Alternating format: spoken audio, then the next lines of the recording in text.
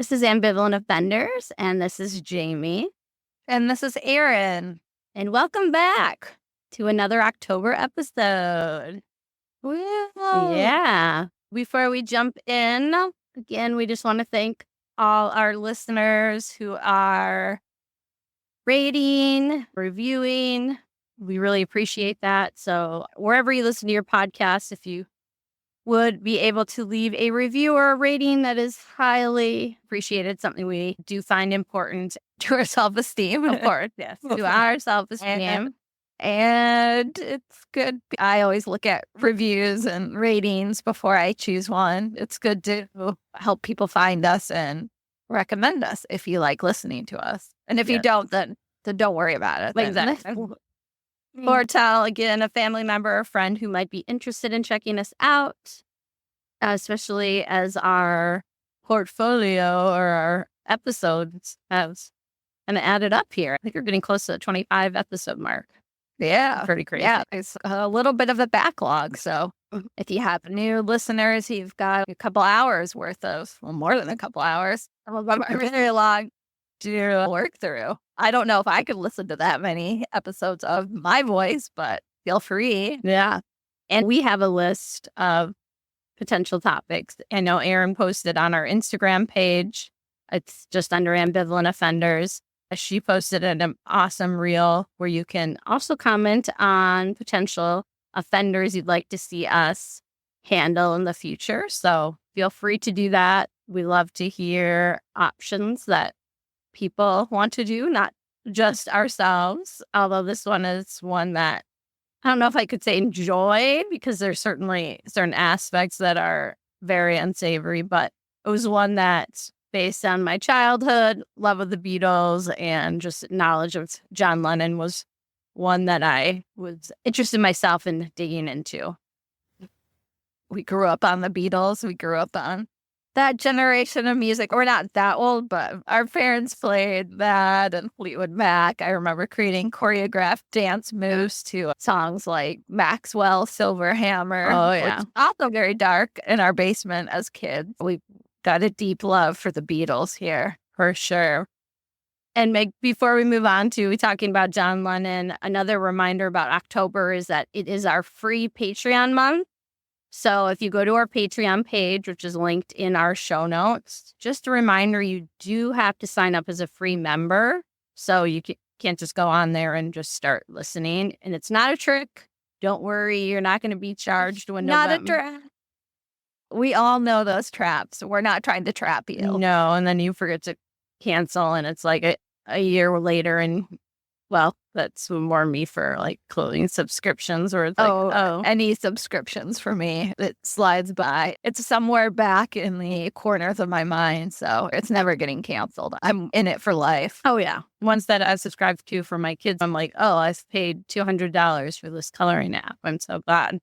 That is not this. You can sign up as a free member, and what it just does is this month we've unlocked different posts. So we have some mini episodes, 2 kind of recent ones that are really great. One about casting attractive men as questionable or horrible figures, and another one about P.T. Barnum and the Greatest Showman. And then Erin, you have one in the tank, right? You haven't put that one out yet. No, I think, I'll probably do that sometime this week for a new one, since we had at least one go live last week. So it'll probably be this week with Henry VIII and his 6 wives, a quick little one good, one bad, quick fire episode. I don't want to say mini episode because he's not as long as our normal ones, but so I guess there is many for us, but just a quick fire informal episode. Yeah, I mean, the unattractive, or not unattractive, the attractive men playing unattractive figures, that one's like 42 minutes. So it's certainly not short by any means, but for us. It's brief for us. Right. So like I said, there's no trick to it. You're forever a free member unless you decide to upgrade, which we have those 2 tiers, the $3 a month tier, which gives you at least 30 minutes of extra content. So that would give you, again, say in a future month, we had another like 45-minute mini episode. Obviously, we'd round up, you would get that mini episode, as well as other posts, like posts about books that we've read as some of our resources, polls, giveaways, things like that. And then we have the $5 a month tier, which is at least 60 minutes of content. Again, sometimes more, as we've already talked about this month, it will easily be over 60. And then giveaways and polls and reviews and just a bunch of various different things. And it's just also a great way to keep us going and support us. So we appreciate all that. Next week, we will be doing a giveaway this is our birthday month. So we'll have a giveaway on the Patreon page. So make sure you're signed up as a free member so you can take place.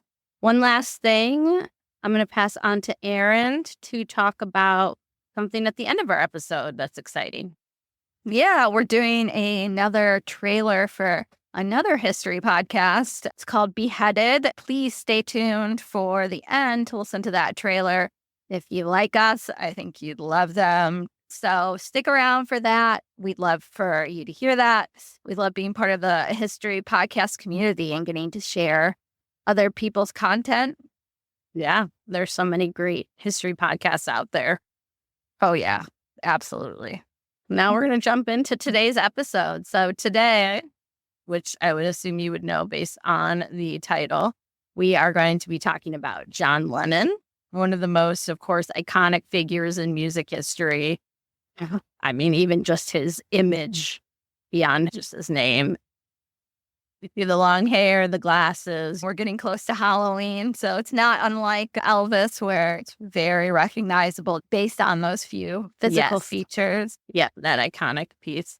And of course, he's somebody who's celebrated both for his contributions to the Beatles, one of, if not the most influential rock band of all time. And as we talked about with Elvis, definitely hugely impacted by Elvis, the Beatles. And John Lennon also, of course, had his influential solo career. Going back, I guess, to the Beatles, when we're talking about not only his talents as a musician, also his talents as a songwriter, part of the very famous McCartney-Lennon songwriting duo, one of the most famous and enduring songs in history. So we definitely can't overlook that.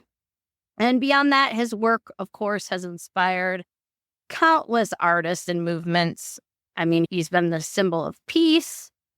You can forget the famous Beheaded, which we'll talk about. I remember that. I mean, I do a Beheaded almost every day, but he's the originator for peace. For my piece. I forget, Erin, you weren't there in the museum in Montreal, right? No. Yeah, there's a Montreal museum we went to back when that was back in early college. Probably 2010. It was probably been 2010. Yeah, early college. Erin was away in France. This was one of our many family trips, but this one was more infamous for our, I don't know if I mentioned this on the podcast. Probably not. So our siblings and us were like 13 years between all of us, but we'd always every summer take this family trip. Erin was gone on this one. We're talking about car trips, right? With 4 kids in the early 2000s, later 2010s. Like, that's how you did it. And before we went to Montreal, which reminded me of the Beheaded because there was a whole exhibit with Pete and talking about the Beheaded. But before we went there, we were in Maine, and my mom, ever the trip planner, found this resort. Supposedly we were there early before the season really started. It was in May because school got out early. That's what the line was. But we show up driving in the woods into this. You could almost think of it like a smaller version of the Dirty Dancing resort with the little cabins. But then you also have the old school shuffleboard and this big room that I'm assuming they use for social events. But we're the only people there besides Rupert, who works there, this old man Rupert. And, okay, a little creepy already, right? We're in this kind of middle of nowhere only people there. Part of a horror film. Only people that, yeah. And of course, my mom just is completely normal to her. And Rupert's there, the old man, gentleman. Again, also part of like any horror movie. I was like, I swear we're going to go into town and people will be like, Rupert's been dead for 20 years. But there were also no locks on the cabins. That's weird. That was one of the biggest things. And Rupert would randomly show up like in the morning with desserts in our cabin. And yeah, so that's a little side tangent. John Lennon has nothing to do with John Lennon except for the we did later survive and make it to Montreal. So why are we talking about him then? Beneath the surface, of course, of this public persona, like most celebrities and most people, right, there's somebody who's much more complex. And in his case, it does come with some often troubling character traits that we're going to talk about. So we'll be, of course, exploring John Lennon's darker side in this episode. I do want to give a trigger warning for domestic violence and pregnancy loss. So if you don't want to hear it, we can give you a heads up when we get to those areas. Some parental alienation, depending on, again, how you view abuse, you could, lump that in there. But yeah, we'll give you a heads up as we're heading into that territory.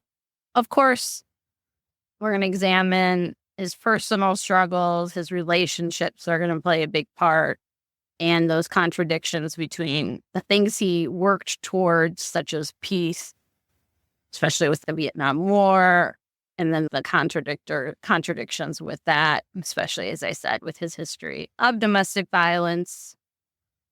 I won't be going into too much detail really at all about the Beatles, just as a heads up. Of course, I'm going to talk about the rise of them, but we are going to stick as closely as we can to John Lennon. So just as a heads up for those who are fans of the Beatles, or if you're like, hey, I think George Harrison or Ringo should be a figure. Again, you can note that they're not going to come up largely in this story. This is really going to focus on John Lennon. That's a good idea because I know the Beatles, just as a phenomenon, can dwarf everything. So we want to talk about the man, not the myth. Yeah, you can easily get in the woods and you could spend obviously days talking about that. So I really do want to focus on kind of those main, I would say, categories of John that make him an ambivalent offender. So we'll start with his early years, which we could really label a troubled childhood. His early years were not idyllic by any means, and you can really tell the impact that these formative years did in making him the man and artist he would later become. This time, his youth was really one marked by instability, which we know how bad that can be for children when we're talking about trauma and instability in your life and emotional turmoil. Again, also relating to trauma. All these, of course, play big roles in creating John Lennon the man, not the child. Yeah, and these are all things that I think we know a lot more now than we did back when he was born in the 40s? Yeah, literally 1940s. Yeah, 100%. Okay. Yeah, with the trauma and that. So we're actually recording this on October 8th, and he was born on October 9th. Oh, hey. Early birthday. Yep. So he was born on October 9th, 1940. If we're thinking if he would still be alive, he would be, 84? Oh, my gosh. I don't want to sit with that for a second. That's pretty crazy. So he was born on October 9th, 1940 in Liverpool, England, to Julia and Alfred Lennon. And if you are somebody, again, who is into history, you probably might be thinking 1940s, England. Yes, this is during World War II. He was actually born during a motherfucking German air raid, which... Werner. Go back to our episode on Werner von Braun. Von Braun, damn it. And I thought the birth stories of my kids in some ways were traumatic. Oop. Cannot imagine. His father was actually not there. He was a merchant seaman, so he wasn't present at Lennon's birth. And he really was not present for many of Lennon's first years. Mm. And if we want to go broader, he's a very absent figure. I was about to say, I know some about his mother, but I had thought that obviously he had a father, but I didn't know that they were together at his birth. Yeah, he never really reconciles with his father. I don't really mention it much, but Well, yeah, his father is really out of the picture. out of the picture. And when he later does, his father try to kind of heal some of those wounds, John is not open to that. So John faced a fragmented family life that definitely makes you feel for him. As somebody with a 6-year-old and a 3-year-old, thinking of him at this age. In this case, we're going to be talking about when he's 4. His parents, Julia and Alfred Lennon, separate when he's 4. Of course, my children were young. Henry was 3 and Harper was under 1 when their dad and I separated. So I know how hard that can be on children. And being 4 obviously is a very tough age because, for example, with my daughter, that's all she's known compared to with John. Being 4, there are those memories. And I think to make that even more traumatic, of course, we want to talk about that he actually goes to live with his mother's sister, who was childless. So that's his Aunt Mimi after the separation.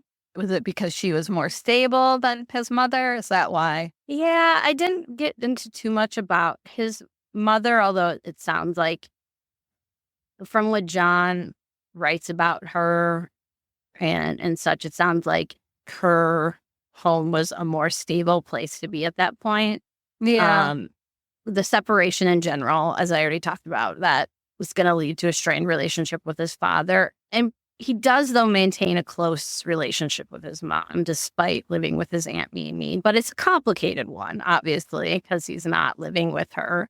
And his mother, again, Julia, I'm going to repeat her name because you're going to hear it come up quite a bit. And she still visited John and Mimi regularly. So she wasn't completely out of the picture at all. Yeah. But she also wasn't his primary caretaker. Yeah, that's hard. It does break your heart because in a lot of ways, it's bad when the parental figure is out of their life, like the father almost completely. But then this is hard too when he sees her and can see her getting remarried, but not being officially part of her family, always being on the outside.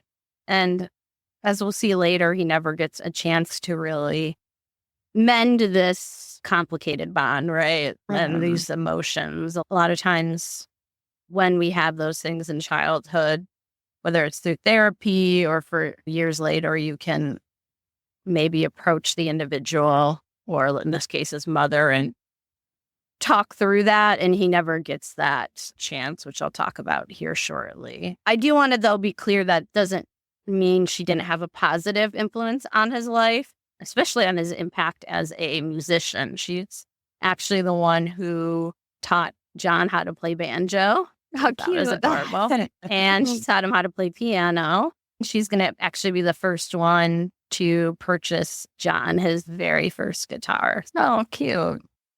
No, she's not necessarily a constant presence in his life.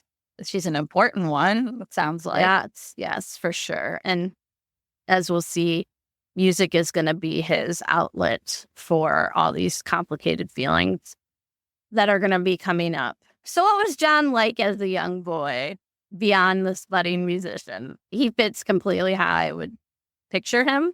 He's described as a prankster, something definitely comes through in like interviews with him later. His wit, his jokes, sometimes dry and sometimes gets him in trouble, which we'll talk about later. And he also enjoyed getting into trouble. We're talking about, though, at this time again, he's a young boy. Like, we're talking little. He's being cheeky. 100%. Yes. And another thing he enjoyed doing with his time was drawing. So not like landscapes or proper art. They always said he loved drawing like grotesque images of people. And his teachers weren't so appreciative of that. But a lot of his doodles and drawings have become really famous. Yeah, In his I later reckon. years. Yeah, I can think of it in my head. It's not like a Rembrandt or anything. No. We'll have to throw some up on our Instagram. Yeah, but more modern, more childlike. Yeah. Actually remind me of my boyfriend Eric's drawings. He's got some similar ones. According to biography.com, John's schoolmaster, quote, thought that he could go to an art school for college since he didn't get good grades in school, but he did have artistic talent. And so he is going to go to school for a bit for art. Oh, really? Not long, but for a little bit. But this is the part of the story where we have that added trauma that's going to play a huge impact. I would say one of the largest events in making John the man he'll later become. Julia dies early and unexpectedly in a traffic accident when Lennon was just 17. And of course, this is going to further exacerbate his feelings already of abandonment and loss. And it takes away that ability to ever have that conversation with her and be able to talk through, obviously, those early years. It's truncated. You don't get to have any more memories with his mother, but then you also don't get to reconcile with her in a way. Yeah. And from an article from The Guardian, I'll link again all these articles in our show notes. In his eyes, she had abandoned him when she gave him up to the care of her childless sister, Mimi, and then died on him while he was still trying to come to terms with that first perceived betrayal, end quote. Talking about how it affected him musically, in a later interview, he says that Help is actually the only honest song he ever wrote. But in the same article of The Guardian, they talk about the song Mother, which is on his first solo album. And it begins with this line, which hits me to the core as a mom. It says, quote, "Mother, you had me, but I never had you." And The Guardian notes that, quote, "This is as naked an expression of hurt and longing as anything in popular music," end quote. Yeah, that hurts. I don't have kids, but that hurts. It's short and sweet and sums up. You have to feel for this lost and lonely 17-year-old. He's really still a kid, the little boy in many ways. And of course, there's the Beatles song Julia from the White Album. It's one of my favorite Beatles songs because, and do I find it haunting? It's a emotional one. You can just feel the emotion. I listen to it a lot while researching this episode, and it hits me every time I listen to it. The very first line, "Half of what I say is meaningless, but I say it just to reach you, Julia." Yeah. And he talks about singing a song of love. Julia, seashell eyes, windy smile calls to me. So I sing a song of love. It's a beautiful tribute to a mother that he probably wanted to know more of. That's a good takeaway. That if you haven't heard it or haven't heard it in a while, go back after this episode and put that on. Yeah, I feel like she comes across as this basically shimmering apparition, right? That it's like that feeling of not so really close. there. Yeah, really close, but not really there. She's there. She's a presence, but you can't hold it. It doesn't last. Yeah. I hadn't heard it in a few years, and re-listening to it but similar to when I researched the Elvis episode. It's hard not to get caught up in their songs because their music is and says so much about who they are as people. Mm-hmm. Yeah. So of course, these early experiences left a lasting imprint on who he will become, his personality, his psyche, and it's going to influence, of course, his relationships with people, whether that's romantic or not, and also artistic expressions throughout his life. There was music, through art, and so on. There's a famous biography on John Lennon by the historian Norman, and it essentially notes. It's quoted in My Guardian. Yeah. Yeah. So Norman's the biographer. It's quoted in The Guardian saying, quote, John Lennon was an emotionally tortured individual, often consumed by rage, unprocessed grief, and a lifelong fear of abandonment, end quote. And I do want to add on top of that, when we're talking about grief, of course, there's the loss of his mother at a young age, but he also lost his really close friend and former bandmate, Stuart Sutcliffe, at 21, who died from a brain hemorrhage. So some really early losses to him as he's really becoming a man. I can't imagine loss does a lot to people at that age anyway. But then you also have the time and the place. I'm just thinking like British stiff upper lip and not encouraging somebody like him to talk about it. So you could see why music is an outlet. Music can help you process that stuff, but it's not therapy. It doesn't help you. And it can help you process it in a way, but we'll see that the rage and abandonment he feels obviously doesn't go away. Yeah. You can put it on the page and can let it out, but it's not gone, especially if you haven't really processed it. It's a way to release some of that, rage or grief, but it doesn't, unless you really grapple with it, it doesn't necessarily process it, I think, is the thing. You can write a song and be like, oh, okay, got that out.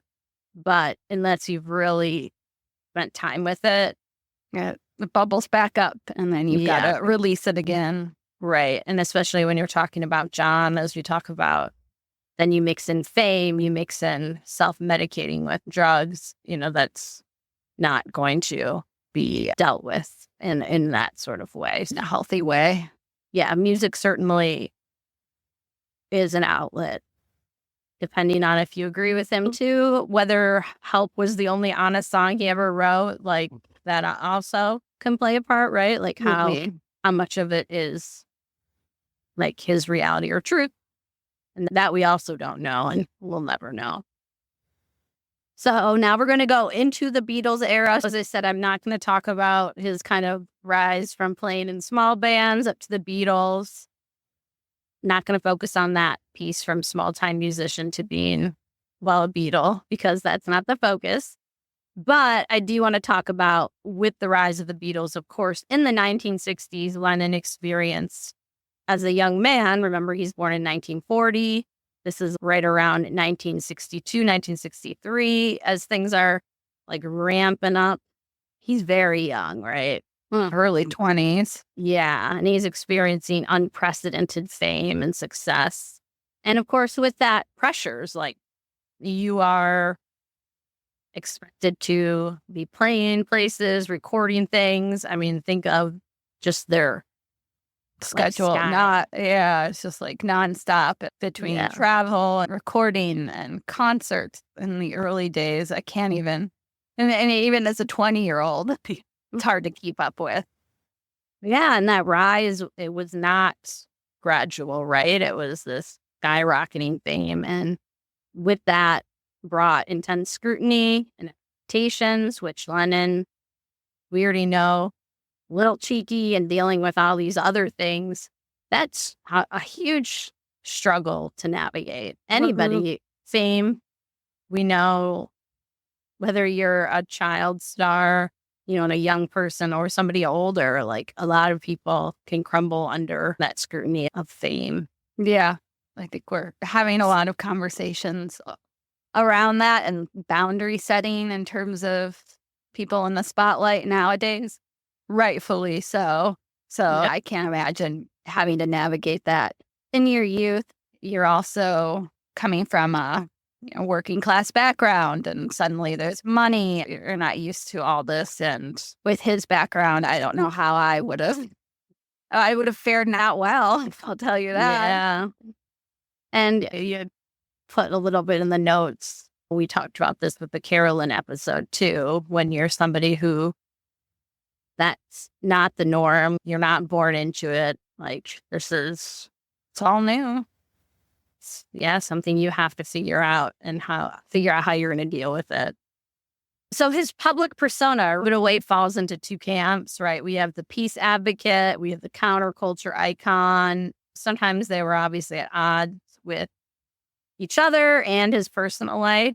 We're going to talk about his bouts of anger, jealousy, self-doubt, all those feelings that, as we said, really were kind of foundational in his early life. But I want to talk about him as a peace advocate at first. So this isn't necessarily going to go chronologically. Like, for example, I'm going to be talking about the bed in here before I'll be talking about his first marriage. So just keep that in mind as I'm talking about things. I'll try to keep it as centered and let you know years as much as we can. So a quote by him: peace is no violence, no frustration, no fear. He really did try to inspire peace through his music and actions. During especially the last 2 years of his years with the Beatles, that's right when we think the John Lennon with the long hair, the glasses, right? No mop tops. No more mop tops. No more mop top in this point. Nope. And he's spending time protesting, in particular, the Vietnam War publicly. Many of these actions associated with peace advocacy, I do want to know, were side by side with his partner, Yoko Ono. So I just want to make that clear. It's not just a John Lennon thing. And for example, on March 20th, 1969, when the couple married, they had their honeymoon in Amsterdam. And it was marked with the now legendary Beheaded for Peace. He said it was a simple means of, in Lennon's words, quote, expending the least energy to maximum effect, end quote, which did. True, right? Yeah. Least energy, you get to lay in bed. You're making a point. I wish all my points could be made in bed. Right. And then, of course, we come to Montreal, which, as I talked about earlier in the episode, when my family went to Montreal, we visited a museum that talked about their second bed-in. This time it was in Montreal's Queen Elizabeth Hotel. This was really a defining moment in the peace movement. So they did this from May 26th to June 2nd, 1969. Quote, John and Yoko talked peace to anyone who would listen from the comfort of their own bed.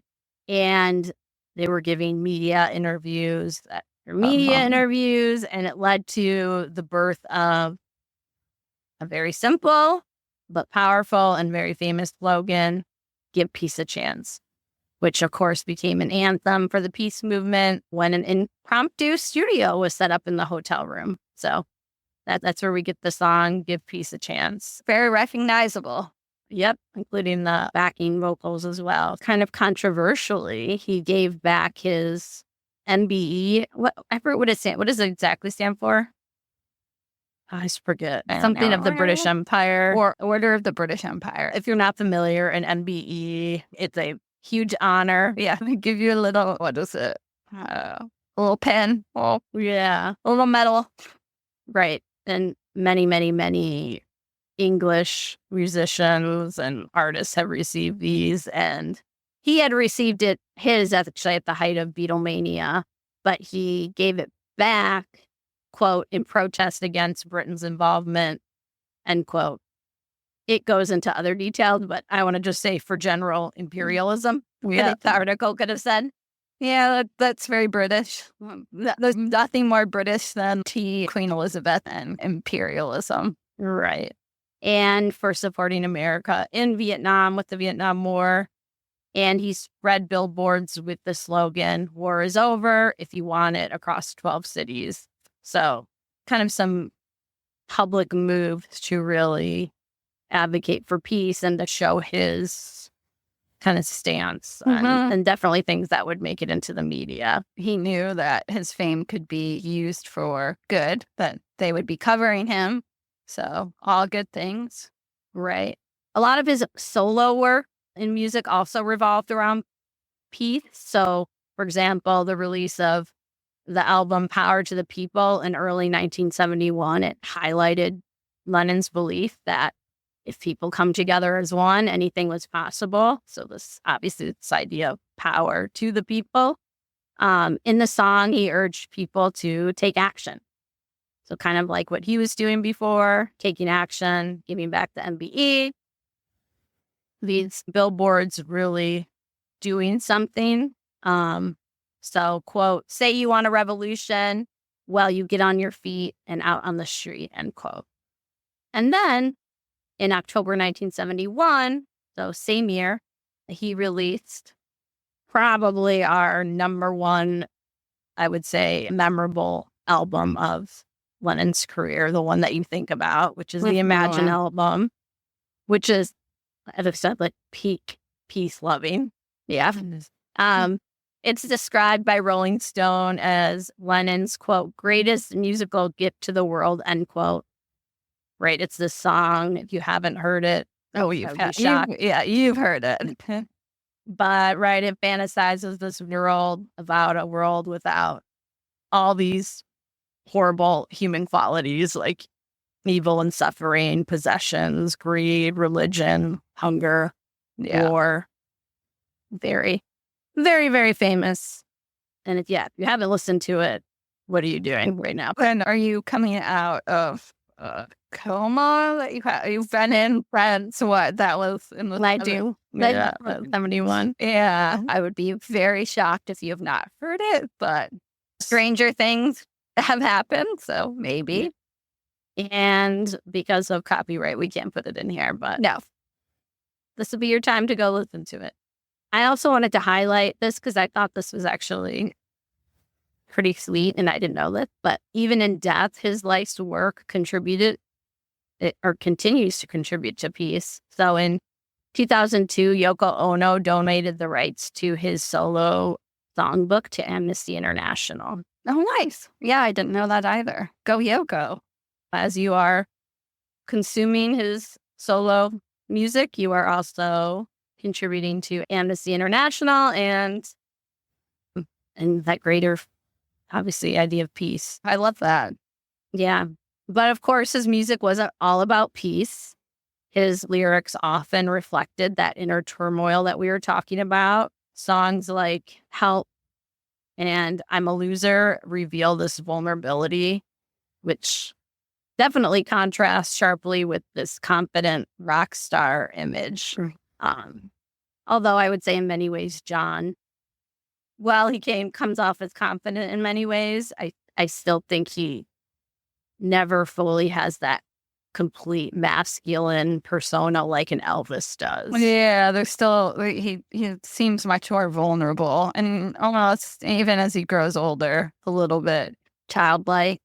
In his 1980 interview with Playboy, which was actually published only 2 days before Lennon was shot, we'll talk about him being shot, of course, later. I read a Vice article that talks about this interview. Again, highlights kind of the key parts of this interview. It notes that, quote, he describes his 1965, quote, fat Elvis period. All right. End quote, during which he was, quote, fat and depressed, end quote, and wrote the song Help as, yes, a cry for help. He and the other Beatles were, quote, smoking marijuana for breakfast, end quote, and periodically Lennon would endure deep depressions where he would like to jump out the window, end quote. That's not as funny as the fat Elvis period comment. Yeah. I guess that just shows the contrast. At this point, you would think that life's great, you're famous, all the things that you would have wanted as a kid. You're the most famous rock band in the world, and yet you're in this deep depression. Okay, so this is where I am going to bring in first mention of domestic violence. So he admits in this article, to hitting women, quote, any woman, end quote. And he explains, quote, that is why I'm always on about peace. You see, it is the most violent people who go for love and peace, end quote. His later work, particularly the album Plastic Ono Band, serves as really a raw exploration of these different emotional states he's been in. Covers things like existential angst, personal pain, those darker aspects of himself that I think were not as highlighted in earlier works. And this is where, for example, the song Mother comes from, and another song, Isolation. And they really do highlight his vulnerabilities. kind of confronting the listeners with the realities of his loneliness and despair, which is not what most people thought of when they thought about John Lennon. You think of, again, that he has everything. He's a famous musician. What more could he want? Everything looks good on the outside. Yeah. He also had a tendency to push boundaries in other ways. As I said, his sense of humor and cheekiness was not always appreciated. For example, very infamous statement, but obviously snarky remark. He mentioned back in the day that the Beatles were, quote, more popular than Jesus. I do remember that one. I mean, I wasn't there for that one, but I do remember him saying that. Obviously, it was intended to provoke thought, discussion, and it's just a, like, obviously inflammatory kind of statement that he's throwing out there. But it did alienate many fans. There's the videos and picture. Oh yeah, people burning their Beatles album. And so, again, he's a young man. He's saying things like this. It's obviously the snarky remark. I'm not going to. Yeah, he's pushing boundaries. He's not really thinking about the consequences of things because he's in his early 20s. Very few of us think of our consequences when we're in our 20s. Yep. Now we're going to move into his personal relationships, particularly his romantic ones. So here's the big trigger warning about a lot of tumultuous relationships leading to. So if you are somebody that wants to listen to stories and quotes about domestic abuse, I would skip ahead a good, 10 minutes. Just know in this section, there's a lot to cover with it. So you might want to end here. I think most people probably know that. Or I would assume a lot of people are. I think it's becoming more well known. Like, for example, I'll talk about a former housekeeper. Her letters after she died were sold for tons of money. So she wasn't making money off of it, but she wrote about some of these things. We're in an era where we're not afraid to take down our icons. We're, at least in general, okay with discussing these things that might have been swept under the rug before. 100%. For example, the Vice article that I'm talking about, that I'm quoting, is titled, "You Don't Have to Imagine John Lennon Beat Women and Children. It's Just a Fact." That's from 2015. So we're in a very different time. As I said, his relationships were often tumultuous, marked with passion, conflict, and volatility across the board. We'll start with his relationship with Cynthia Powell, who he will go on to marry. She was another artist at the Liverpool College of Art, so that's where they met. They began dating in 1958, and they get married in 1962. I'll talk a little bit more about that. So really, they're not together long, and again, by 1962, we're jumping into Beatlemania. His relationship and marriage to her was fraught with many challenges. With the Beatles being seen as these young, hot, single commodities, his relationship with Cynthia and later his marriage and child were kept secret. I don't want to put this all on Lennon, though. Brian Epstein, their manager, cannot be hugely blamed for that. He very much wanted to keep that quiet. Lennon, even though he's young, he still has a voice, but he's a 20-something-year-old being ruled by a bunch of men in suits, too. And Epstein plays a huge part in his life. That's another big loss for him, grief-wise. He plays such a big role in the Beatles' lives.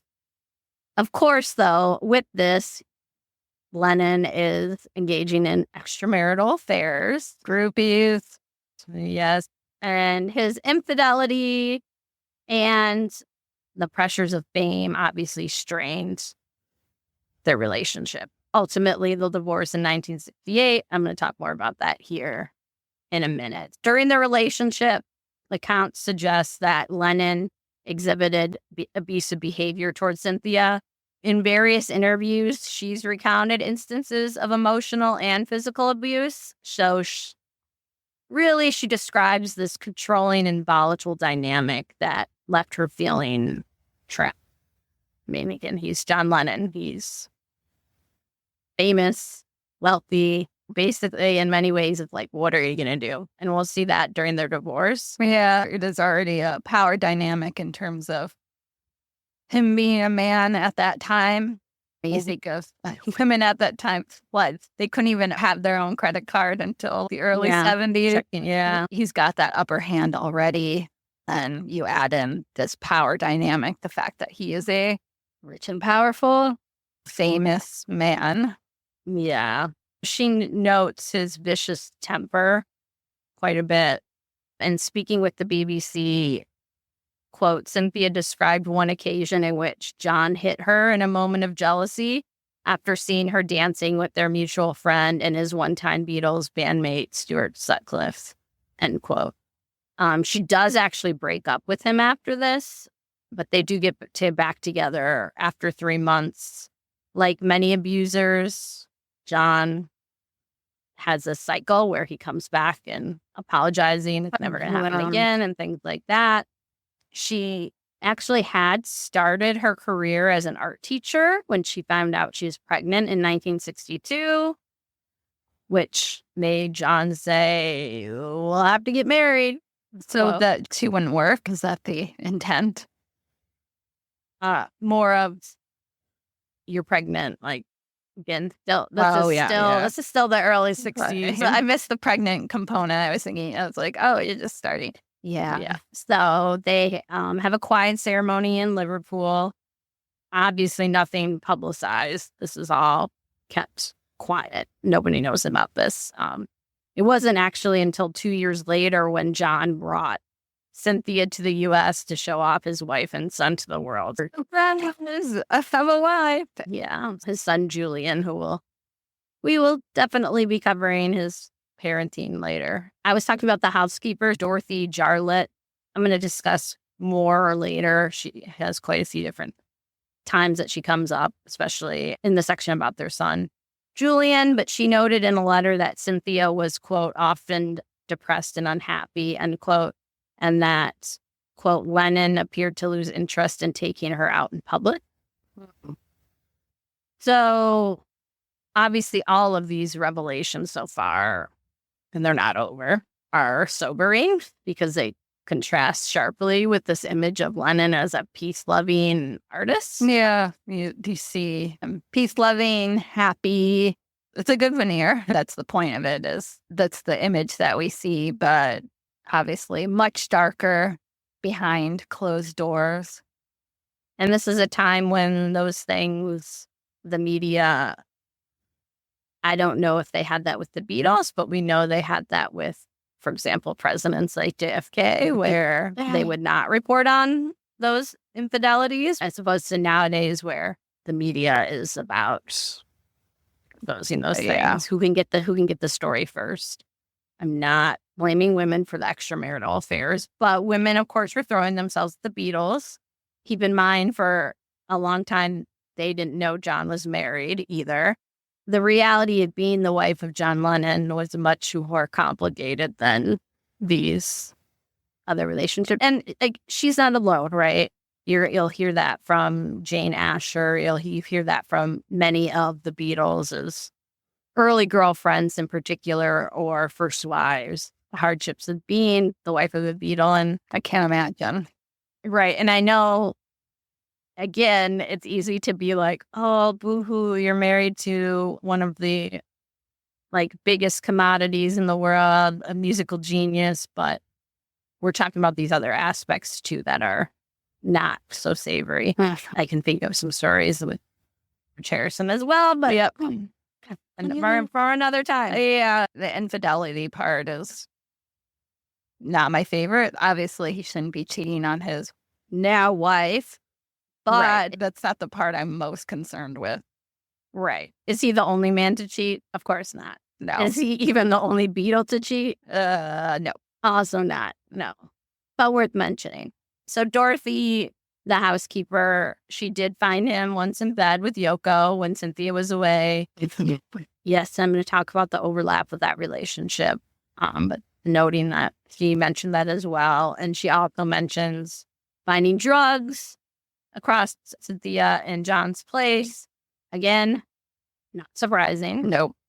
His struggles with substance abuse and mental health come together quite a bit. That self-medication in particular.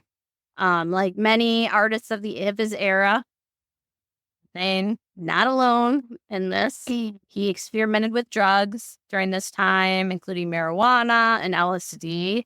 He actually admitted to doing it at least 1,000 times in a period of about 5 years. Jeez. And how do you even have a brain after that? I mean, I've never done LSD, surprise, surprise, so I don't know. I'm not quite sure how that would work, but 1,000 times.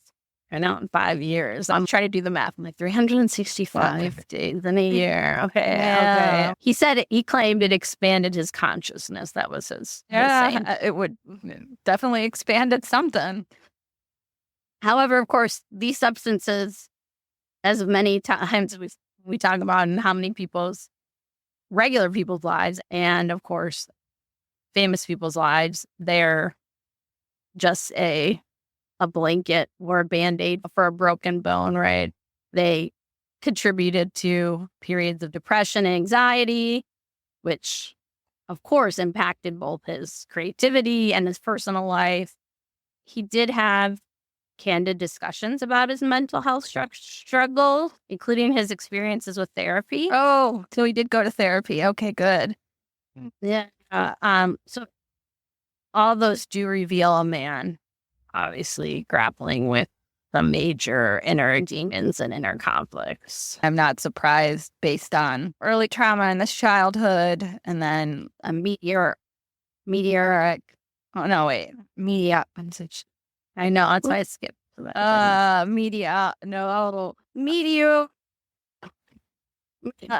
A quick rise to fame.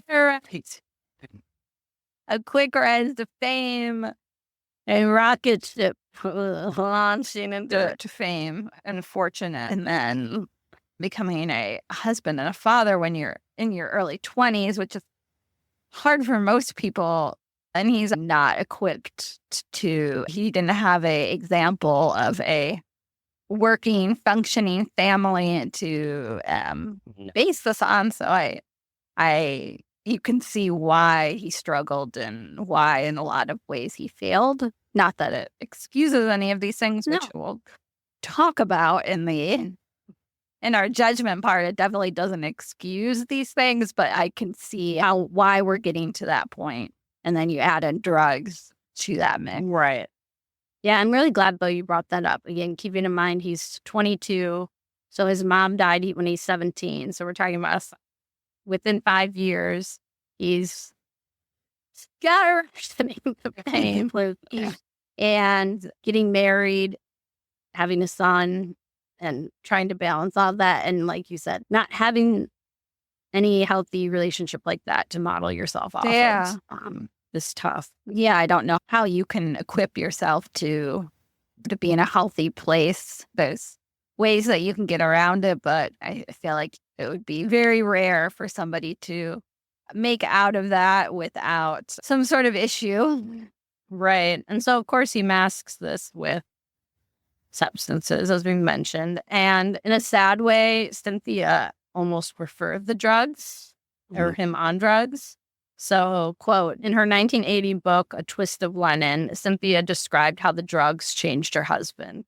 In many ways, it was a wonderful thing to watch. Tensions, bigotry, and bad temper were replaced by understanding and love. Definitely something that was kind of a hard thing to read. It's like, okay, things are better. The anger's gone. Even though now with self-medicating and the temper is going away, he's now becoming more withdrawn. And that's not just from Cynthia, of course. That's also from Julian, his son, which we're going to discuss further. Yeah. As we talk about him as a father. So, famously, in 1968, the Beatles and their wives traveled to India to study transcendental meditation. Again, if you're a fan of the Beatles, you most likely have seen these images of them going to India. Cynthia goes as well as a wife of, obviously, of John. And while there that's when she first becomes suspicious of Yoko Ono, who's a Japanese artist Lennon had met in 1966. She notices that they are sending letters at this point. Yeah, I would be suspicious too. Yes. Yeah. And then it was on their trip back from India that John admits to the multitude of affairs throughout their marriage. Oh, wow. So a torrent of admission. Yeah, which, of course, she is not happy about. Oh, no, I would not be too. But here, I would say, is the most awkward situation that will come of that. And the Yoko/Cynthia overlap.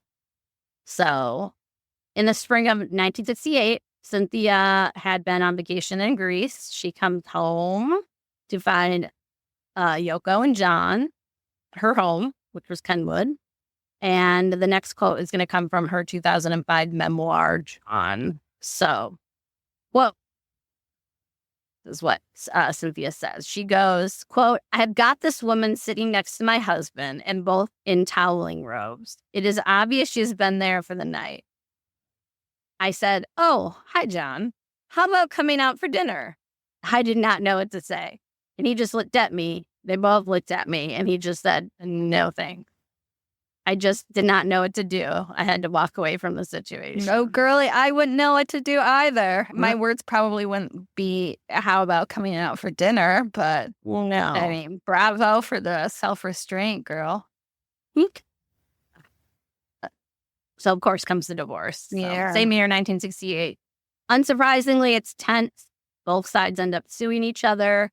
Yoko's pregnant at this time. Oh, I didn't know that.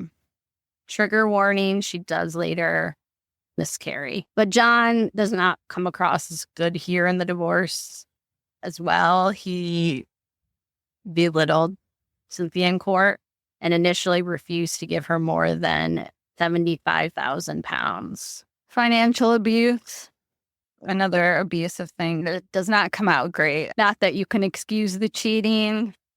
Nope. And especially for rock stars of that time, looking at you, Mick Jagger, par for the course. But the domestic abuse, treating your wife with such disdain and abuse, and then not even letting her go, being like, okay, well, at least set you up well. You are the mother of my son. So definitely doesn't come off well. No, not at all. And of course, then his relationship with Yoko Ono, which continues, similarly complex. I'm not going to go into too much more detail about some of the complexities because there is, obviously, his temper does not go away overnight. Mm-hmm. But with their partnership, of course, fostered creativity and artistic collaboration. It also drew criticism and backlash. Of course, we all know, particularly from Beatles fans who viewed Yoko Ono as a disruptive influence. She's also on our list. Yeah, this is also shout out to our fan, Diane. She messaged and said she wants us to cover Yoko. So hello, Diane. Hi, and Diane. Yes, we know one of our top fans. We love hearing from you, Diane. And yes, she is on the list. And all the likes and everything. Top fan. Shout out to Diane. So in a Time magazine article from 2010, Yoko, she does actually note her distaste from the obsession of being Mrs. John Lennon. So, quote, "Strangely enough, when I was with John, I was very concerned with being drowned in it, about becoming a non-person and just Mrs. Lennon. So I was fiercely independent in many ways," end quote. And they were both very strong individuals, and that led to a lot of fighting, sometimes separating and coming back together. And their relationship was certainly not without its own struggles. Yeah. And as I said, Lennon's aggressive behavior echoed patterns from his earlier marriage. Cycle of abuse is not surprising. That's something that's a very troubling aspect of his character that complicates his legacy. Yeah, just thinking about Yoko, either people hate her and think she broke up the Beatles, which debatable, probably not. But then there's this other idea out there that romanticizes that relationship. Obviously, it was lasting, but they did struggle and they broke up and got back together. And like you said, his temper and the way that he treated women, that's not going to change just because he divorces Cynthia. Not just need a better woman. We know that it doesn't work. Cynthia's not the problem. Yep. So I'm going to pull that topic out some more by talking about one of Lennon's most popular solo songs, and actually also one of my favorite songs by him, Jealous Guy. So Yoko had encouraged him in 1971 to, quote, think about something more sensitive, end quote. And what he did was he actually had an old melody from back in his Beatles days, but he changes the lyrics. So there's new lyric. One of the articles that I read in Discover Music, it said that the song, quote, seemed to address his changing attitude towards women, end quote. Now, had they really changed by that time, or was that at least the start? As we know, it's hard to know. If you're familiar with the song, well, I'm going to talk about it. Are you going to sing it? Come on. I guess you can. We don't want to get sued, but no. Oh, fast forward 9 years. So again, that song comes around 1971. And this large change by Lennon, as he says, and his treatment of women in his life seems to be reiterated in an interview he does with David Sheff. So this is in 1980. So in that interview, Lennon said, quote, the lyrics explain themselves clearly. He was talking about the song Jealous Guy. I was a very jealous, possessive guy toward everything, a very insecure male, a guy who wants to put his woman in a little box, lock her up, and just bring her out when he feels like playing with her. She's not allowed to communicate with the outside world, outside of me, because it makes me feel insecure, end quote. It's reflective. I will give him that. It's definitely not a flattering thing to say about himself. Mm-hmm. Yeah, he's not singing in character at that, right? He's saying like this is representative of who I was at that time. I guess the next question is, have you changed? Is he any different at that point?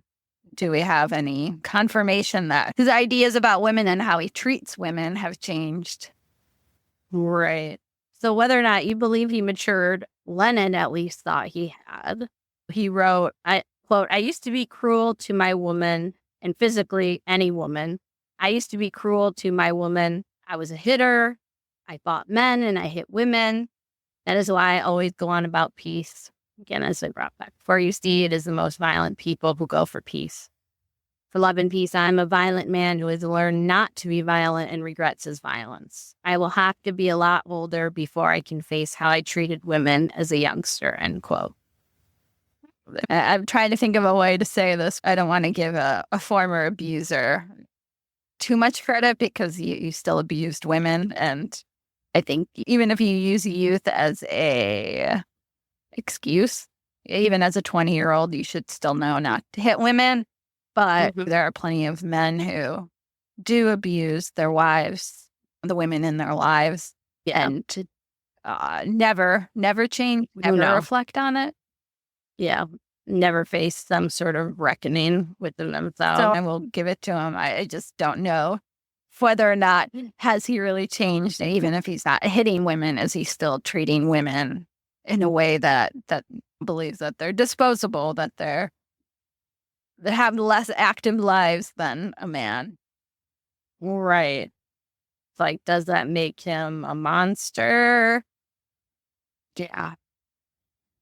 If so, obviously he's one of many. And when you're thinking about someone to idolize, it becomes even more complex. I guess that's more of how much you place in redemption. Yeah, that's or true redemption.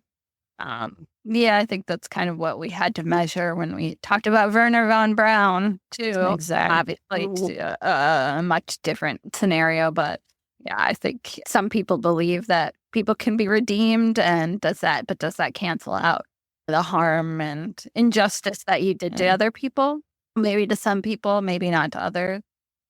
I won't give away what I'm thinking right now, but those are things to think about. And now, to bring up other troubling pieces, at 25, Lennon wrote the song Run for Your Life with its lyrics, quote, "I'd rather see you dead, little girl, than to be with another man," end quote. A line from Arthur Gunter's Baby Let's Play House, which was recorded by another ambivalent offender, Elvis Presley. Years later, he would call Run for Your Life his least favorite Beatles song.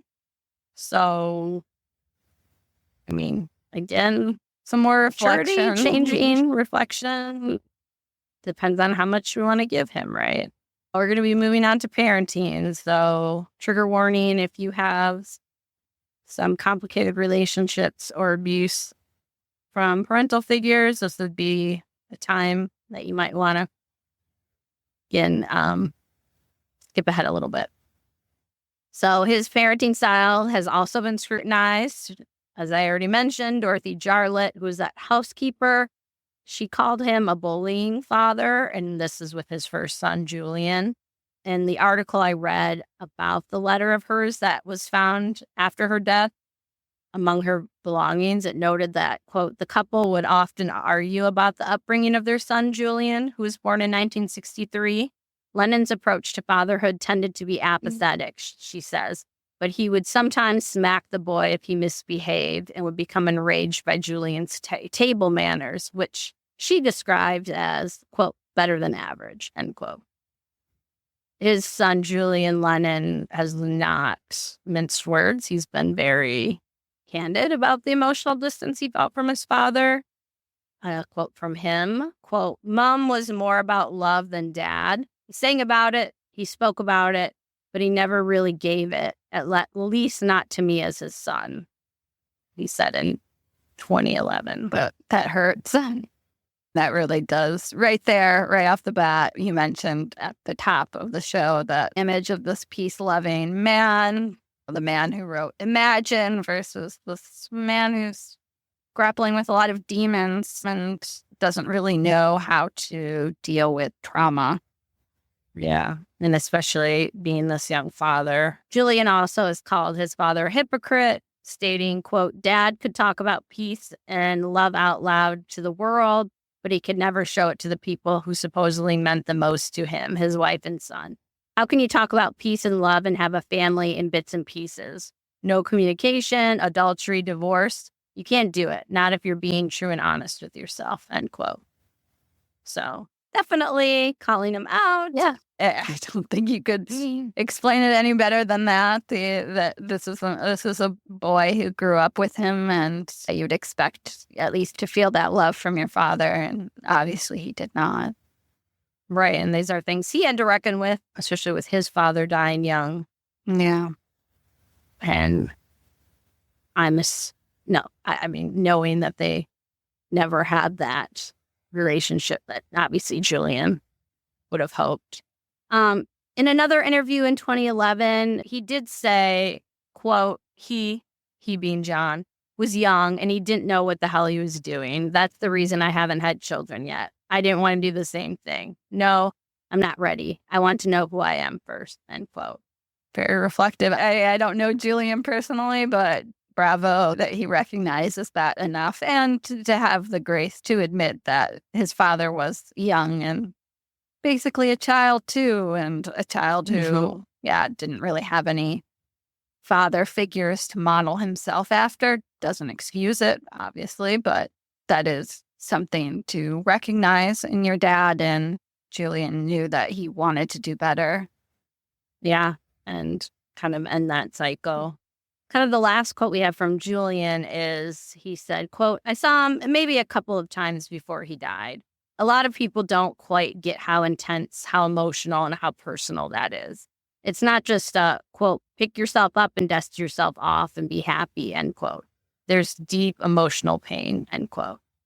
And then this sounds, we could literally say, like, this could be John talking about Julia. Like, We know adults often model what they saw in their own childhood. We know John Lennon did not have a consistent father figure or even really a traditional, I don't even want to say traditional family, but like a loving family. While Aunt Mimi was, and I don't want to discount her because by all accounts, and he was very close with her, but his own biological parents, he felt that sense of abandonment. And so having that, it's not too surprising that John Lennon, that his parenting style tended to be aloof, right?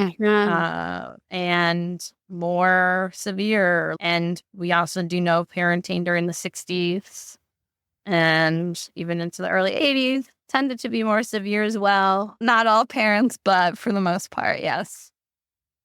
Yeah. Lennon might have brought many children happiness, but his own firstborn was not necessarily one of them. And then knowing, of course, that John is going to die when Julian is 17 himself, he doesn't have that time to, just like John never had that time with Julia to repair those pieces. However, in contrast, and we could say it's because of age and a lot of different factors, changing beliefs, but I do think there is a lot of things that come with age, right? We know many parents or many people who have children young and then have children later recognize that they're different parents from when they were younger. Yeah, that's a different dynamic. Right. His relationship with his second son, Sean, who was born to Yoko, was much more involved, again, reflecting potentially a shift in his priorities as he matured. And of course, you have to know at this point as well, without that Beatlemania, not that John Lennon was any like a casual, guy. He's not an ordinary dad. He's still John Lennon. Right. But he's also not 23 at the height of kind of Beatlemania trying to parent in the few times he has some sort of break. In an NBC article I read, it said, quote, in the time from the fall of 1976 and his murder in 1980, Lennon threw himself into the simple, small-scale rituals of fatherhood. He took primary responsibility for Sean, walking him through Central Park, baking bread, and called himself a, quote, house husband. He was probably in those years the most notable stay-at-home dad in America, said Larry Kane, author of Lennon Revealed, which was a 2005 biography. It sounds easy to dismiss this in the judgment of Lennon, right? I mean, he's rich, right? And he had been making solo music, and this is a time where Yoko was getting time to do her work. I do want to point out that the same article used the statistic from Pew Research that just 2% of American households had stay-at-home fathers from 1976 to 1979. So it was a rarity, and especially one like John Lennon. I'm glad that he threw himself into it and allowed himself to be an active parent this time around when he couldn't be in his early 20s. Yeah, as we had mentioned earlier, when people becoming parents later, it doesn't sound too unlike other men who become fathers later in life. Their parenting styles change, they change. There's a big difference between being a dad at 22 and your late 30s. He died at, 40? Yeah. Of course, it doesn't excuse any of the hurt or trauma caused to Julian, but Lennon is unfortunately far from the only man to fail his children, particularly his first children. Yeah. The Guardian article ended on a quote I think that really stuck with me when looking at the life of Lennon. The cruelest irony of Lennon's death at the hands of a devoted to the point of unhinged fan is that it happened at a time when he seemed to have found a degree of contentment through the simple domestic pleasures of late fatherhood. How, one wonders, would he have fared with encroaching old age, end quote. It's a question worth asking. It is sad that at least for Sean. He was able to show up and start to be able to do those ordinary things because, to be fair, when he was younger, he was traveling so much. The amount of time I'm sure that he'd spent with Julian was minuscule. And then when he was there, he wasn't a present parent. So it's sad that he was, at least if you believe it, getting that redemption. I think another hard part to think about is so many of the fans just think about what could have come next in his next phase. Mm-hmm. Like, would he have released more music? What would that have looked like? Yeah, you're thinking about the artistic output. Yeah, but I think about, and obviously his family thinking about, and I know I'm not the only one, plenty of other people think about that. John Lennon is the man. He had many demons and hardships, and it seemed like his life in New York at that time, as they said, that he had found something. I don't want to say. Seems like it was normality for almost the first time in his life. You think about that whirlwind, and this is the first time. The fact that he is 40 when he dies, and we're going to be what? Right. 36. We're going to be 36, really? right? And that doesn't give him a lot of time to have that sort of self-reflection and to settle down. So he's had the Beatles, he's had his solo career, he's been in London, and now he's in New York, and he's settling into this domestic life, but it's cut short. Yeah, I think to me it makes it almost in a way even sadder, is in the way his mother's life was cut short. There was no warning, and not that warnings give us necessarily closure or things like that, but he was shot and killed, right? And so there was no disease or impending death where he could reflect and maybe come to terms with some of those other things and maybe mend some of those relationships. Yeah, it was on his mind, considering some of those interviews are in 1980, just months before he shot. At 40, if there's not a reason, you think you have decades to mend those bridges, make amends, to be a better man. And obviously he had everything but time. I just think of putting myself as a parent and of having that simple time with my child, which that is what it seemed like with John at this time, of spending a lot of time with Sean and having those moments, which is, I'm sure Sean can look and be very grateful for that they had that time looking back. But at the same point, it's this sad piece of a man who had gone through so much and kind of finding peace in fatherhood and in the quiet, in the quiet life. I would say in the way that magical piece of being a parent, of play and joy and things like that. And obviously that was ended very quickly. Yeah, and you wonder if he had that time, having been through that with Sean, if that would have given him more space and time to reconcile with Julian and realize that he had failed him. So as we wrap up, before we go into our judgment, his legacy is a complex one, woven with both brilliance, darkness, right, inner turmoil, genius. His advocacy for peace and social justice should certainly be highlighted, but it's often overshadowed by the conflicts and contradictions, of course, that define his life. And his personal struggles show ultimately a man, again, not a god. Despite kind of sometimes I think that idea of the Beatles as these larger than life figures. He was a man who was deeply flawed, who was searching for meaning for a lot of his life, most likely due to a lot of early trauma. And in the years following his tragic assassination, I know I didn't go into great detail, but I don't like to highlight, give too much word to somebody like David Chapman. Yeah, don't do it. Fuck him. Right. So I'm just going to note it in this very short piece. He was shot and killed by the fame-seeking Mark David Chapman. And that's why I don't want to bring him up. It was in front of his home, the Dakota. And because of that early death, I think sometimes brings with it more public scrutiny and grappling with Lennon's legacy. Mm-hmm.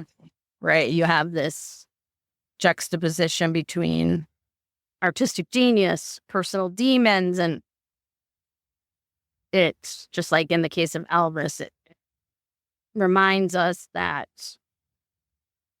yes, people are flawed, and how do we judge them when we're talking about their legacy? So, of course, we can't talk about the lightness of what he brought to the world with his music without also acknowledging the dark aspects of his history of domestic abuse. I think by telling his more complete story like we have here, even though, of course, this is still very much a surface level, we can still gain a better understanding of his contributions and his legacy, one that's marked by both brilliance, vulnerability. And I think that's the way we have to do it. We have to recognize his flaws, even as we want to celebrate and honor his artistic talents. So now we're into the judgment phase. All right, babe, you go first. Them's thorough. I know. I was finishing this up today and I was like, well, when I talk about it, I'm going to have it. It's going to come to me. I don't really have it great. I'm going to go with, it is hard. I'm going to go with 70 good, 30. So, okay, let me talk about the good.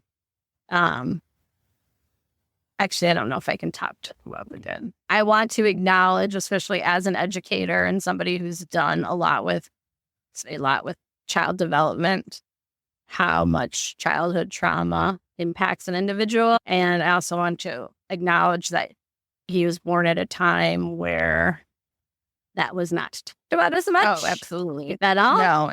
Right? Like, not like teachers were getting that down and having professional development about how do you deal with students who have trauma. No, this was still very new.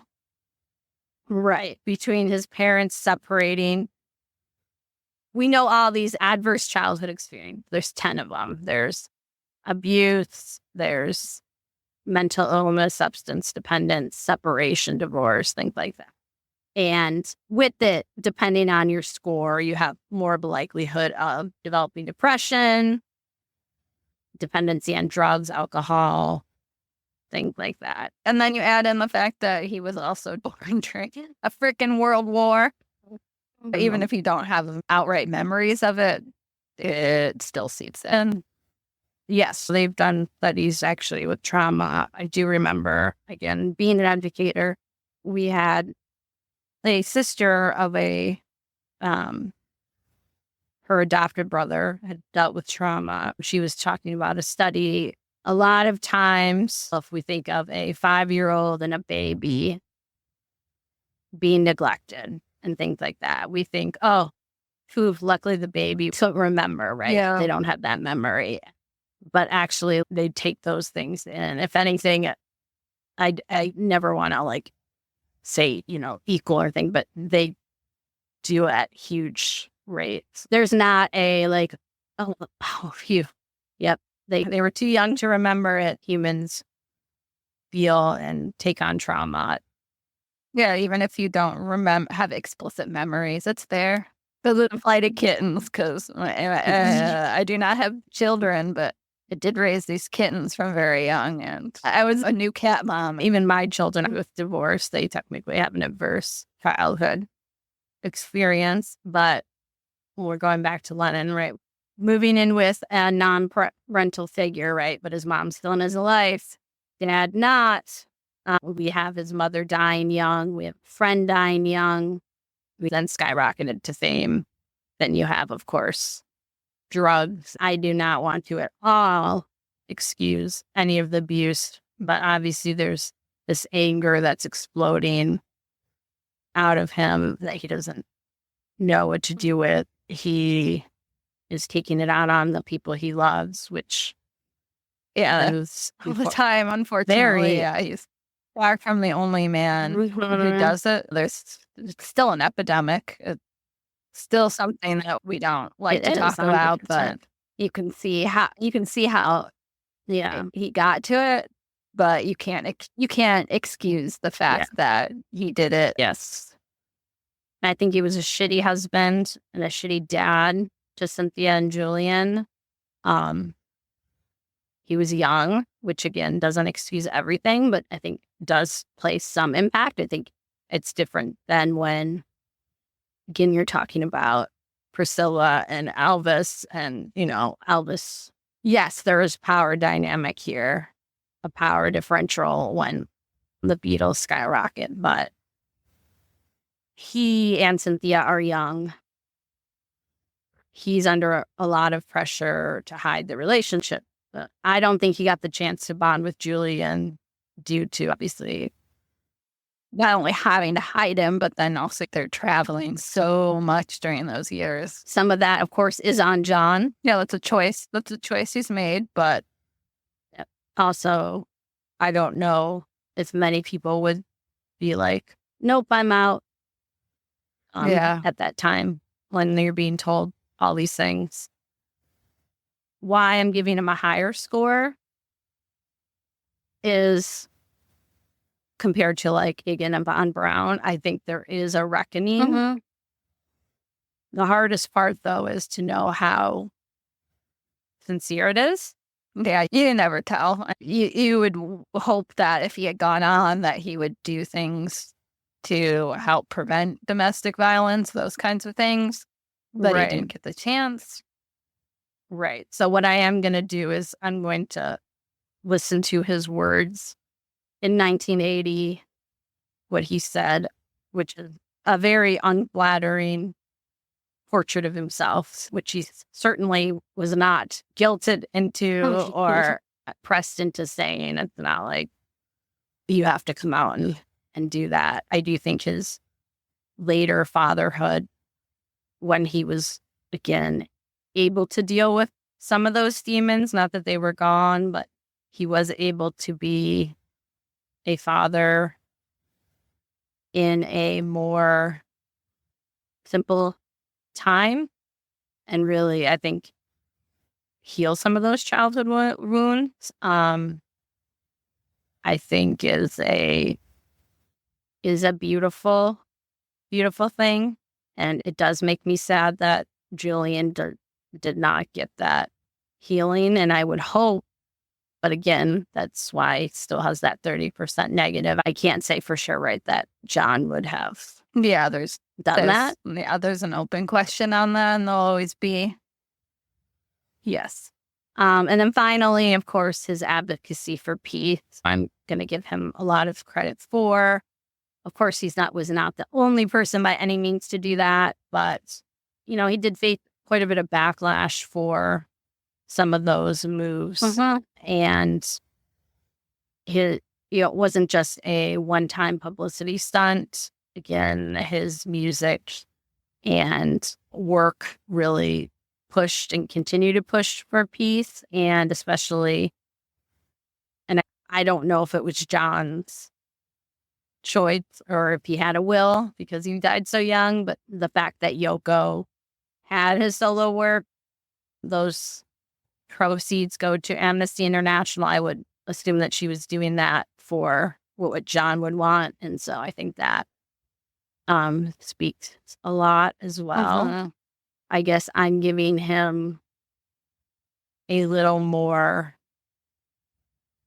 compared to a Von Braun, a little more credit for what appears to be change, especially as we mentioned, and I'm not going to go into too much more detail, but a cultural change, like times had changed as well. Yeah. No, absolutely.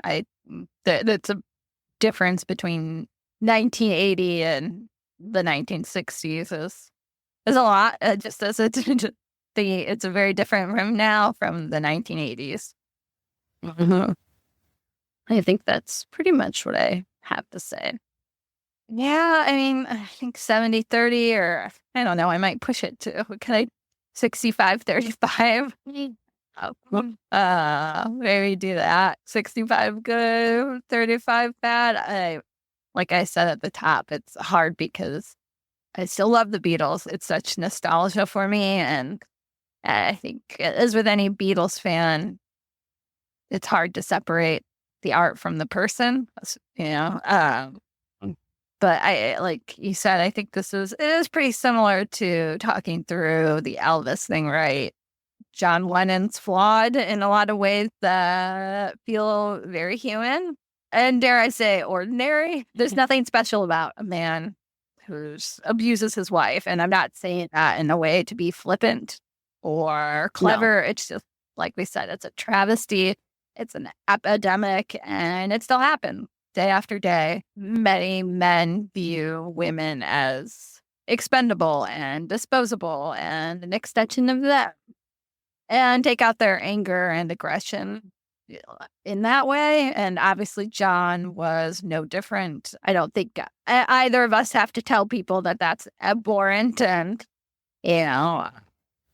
the problem, I just think that I'm trying to think of a way to say this. I know. Makes it so difficult. Yeah, it's hard when it's a person in power, because not that people necessarily knew what was happening behind closed doors, but I don't want to excuse it, because this is a man who, by all accounts, had everything, wealth, fame, in terms of the power structure.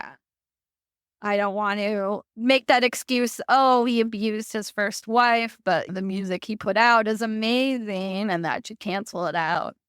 And I don't think that we should throw out the music or the creative product of anyone who is a flawed human, because I don't think we'd have much art left if we did that. Unfortunately. I don't know. Yeah. But I think we need to not shy away from talking about these kinds of things with these people. Yeah. It should be, if you're in a museum and there's a piece of art, give me all the context. Yes. At least that's my opinion. Obviously, it's harder when it's somebody like Roman Polanski, for example. Oof. I don't think I would be saying the same thing about Roman Polanski, no. But that's why we're not talking about him here. He is not an ambivalent. No, I obviously don't know all the answers. Neither of us do. Right. We are giving our opinions, and yours may differ. Yeah. Or it would be easy if all artists were wonderful, genuine, amazing humans who did nothing wrong and did their own damn business. But yeah, that's not the case across the board. The domestic violence, I think, is my main holdup. I do praise him for, like you said, for being so forthright in terms of peace, especially during the Vietnam War, when, yes, there were other people who were doing that, but it was also very controversial. And could and did, I'm sure, cost him fans and money. Yeah. So that is commendable. Again, along with being a shitty husband, being a shitty father is also, unfortunately, an ordinary occurrence. And sucks to say, but it's true. Yeah, you really do feel for Julian, and I'm sure in some ways, Julian, seeing the way that John could interact with Sean, is probably in a lot of ways galling and difficult to take in when your father couldn't be that way to you.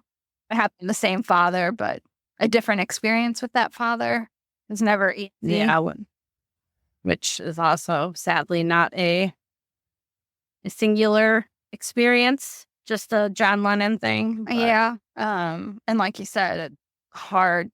Doesn't make it easier. Yeah, and it's hard. He does seem like he was edging towards some sort of redemption.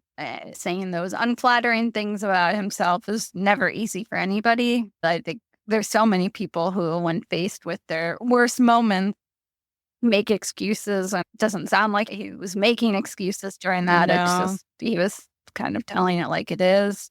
That doesn't undo any of that. But you would, again, hope that at some point he could, again, put his money to good use and continue that healing journey with his family and the people that he hurt. I don't want to go too much into it because I agree with a lot of the things that you say, and you said them much better than I would. But I don't know about that. I do think that he is an interesting person to talk about because I think in a lot of cases, the idea of him as this peaceful, loving hippie has, has won out. But there is this side to him that I don't think even people who love him should forget. No, and I don't want to speak for him, but it didn't seem like in his later years he was asking people to forget. He was being very clear about who he was as a young man. Yeah. Which is tough. Yeah. Well, do you want to end it there? Yeah. Before we go, we're going to put the trailer for Beheaded podcast. Yes. If you like our podcast and how we sit and chat, I think that you would love theirs. They have a ton of episodes in their backlog, so please check them out. And then they're starting a new season. Right? So we're promoting this before the new season comes out. So get on in there, listen to the backlog, and then get excited for the new season. I'm really excited to see who they cover next because, you know me. I like my morbid things, and so anything about beheadings and all that fun stuff is very exciting. Obviously, they do ones on Marie Antoinette and Perkin Warbeck, who wore the roses. A lot. There's a few War of the Roses stuff, so please listen. Yeah. And for us, please rate or review. So appreciated wherever you listen to your podcast, or tell a friend, and join as a free member on Patreon. Again, no tricks, no pulling the curtain away the curtain. We'd love to see you there as a free member. And whether that changes or stays the same, we are still happy. Yeah. See you there. All right. Bye, guys. And we'll see you soon. Bye. Hello, and welcome to Beheaded, a comedic podcast about historical executions. I'm Megan Moore. And I'm Elizabeth Black. And in each episode, Elizabeth and I are going to dive into some of the most gruesome details of executions, spanning from all different eras and parts of the world. From ancient Greeks all the way to World War II, we're going to explore the darkest details of the stories you think you know. Including all of your favorite main characters from the Tudor dynasty. Of course. Of course. I promise if you get through the first couple of episodes with some questionable audio quality, you'll officially become an executionado. So subscribe, listen, and follow along with our Instagram. And of course, don't lose your head.